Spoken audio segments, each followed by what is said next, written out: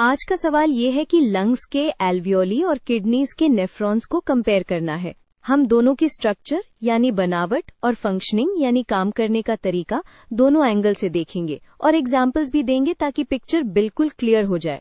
चलो, इसको इजी बनाने के लिए एक सिंपल डायग्राम इमेजिन करते हैं।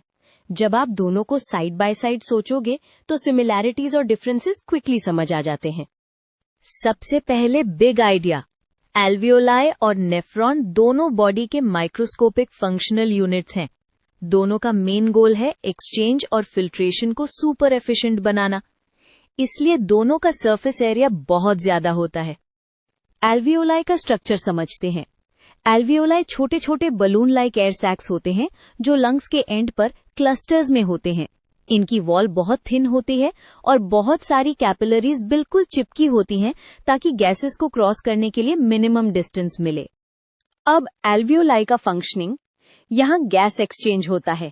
ऑक्सीजन एयर से ब्लड में जाता है और कार्बन डाइऑक्साइड ब्लड से एयर में निकलती है।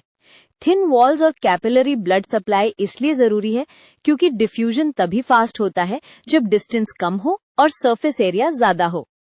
अब नेफ्रॉन का स्ट्रक्चर देखो। नेफ्रॉन किडनी का फंक्शनल यूनिट है। इसके दो मेजर पार्ट्स सोचो। पहले रीनल कॉर्पसल, जिसमें ग्लोमेरुलस और बोमेन्स कैप्सूल आते हैं, और फिर रीनल ट्यूब्यूल जैसे proximal convoluted tubule, loop of Henle, distal convoluted tubule और कलेक्टिंग डक्ट। ये लॉन्ग और कॉइल डिजाइन इसलिए होता है ताकि रीअब्जॉर्प्शन और सिक्रीशन के लिए टाइम और सरफेस एरिया दोनों मिले। नेफ्रॉन का फंक्शनिंग स्टेप बाय स्टेप होता है। पहला स्टेप है फिल्ट्रेशन। ग्लोमेरुलस ब्लड को फिल्टर करके फिल्ट्रेट बनाता है। फिर सिलेक्टिव रीअब्जॉर्प्शन, यूजफुल चीजें जैसे ग्लूकोज, अमीनो एसिड्स और रिक्वायर्ड वाटर वापस ब्लड में जाती है। फिर सिक्रीशन, एक्स्ट्रा आयंस या वेस्ट ट्यूब्यूल में ऐड होते हैं। एंड रिजल्ट यूरिन बन जाता है जो बॉडी का वाटर सॉल्ट बैलेंस और वेस्ट रिमूवल मैनेज करता है।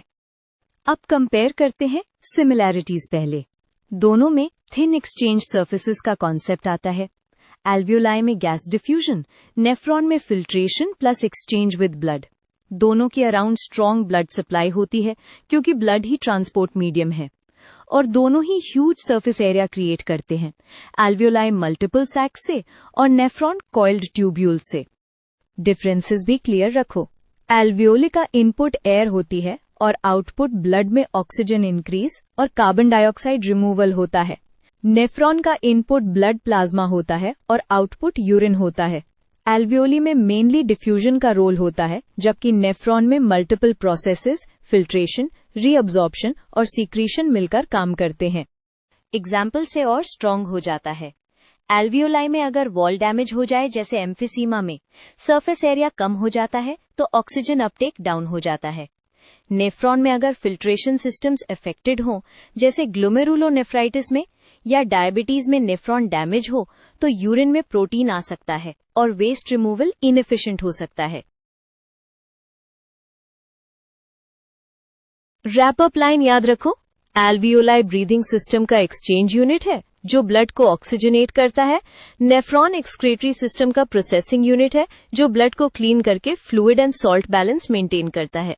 दोनों की डिजाइन बायोलॉजी का सेम प्रिंसिपल फॉलो करती है, maximum efficiency through maximum surface area and close blood connection.